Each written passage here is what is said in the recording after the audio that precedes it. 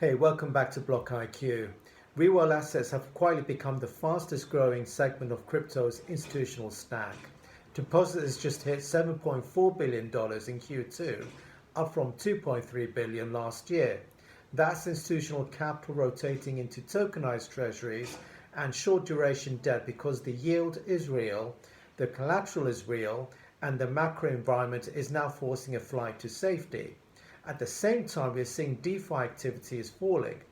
This is liquidity bifurcation. Speculative yield is shrinking while institutional yield is exploding. Now, just dig deep under the covers because this is another relevant story in the RWA space at exactly the same time where we are starting to see the start of a brand new crypto market rallying all last week.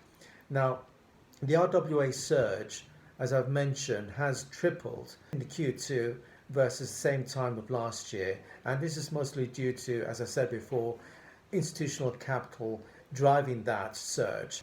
This is the strongest year-over-year expansion ever recorded in tokenized treasuries and short duration debt instruments. This is not retail behavior, it's institutional liquidity moving into yield-bearing, collateral-backed instruments. Now, this makes total sense with what I've just explained in previous episodes all of last week, where governments are struggling to sell its national bonds in the traditional market. So what they're trying to do is accelerate the pace of tokenizing the very same national bond instruments on chain in order to open up the market coverage of the sale of those tokenized treasury instruments under 365 days a year market opening hours, which is very different, remember, with how TradFi is operating Monday to Fridays, 9 to 5, excluding bank holidays and weekends. So this ultimately is the game plan for national governments to tokenize those treasuries on chain as much as they can. And at the same time, we're seeing a contraction of DeFi activity occurring over the same period, which clearly shows a clear liquidity rotation away from speculative yield and towards regulated real-world collateral. This divergence signals a maturing market structure.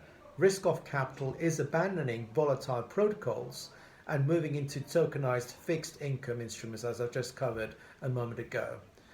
So this split between rising RWA inflows and falling DeFi activity shows a structural bifurcation in crypto liquidity, where we're seeing on the one hand speculative liquidity shrinking and on the other institutional liquidity deepening.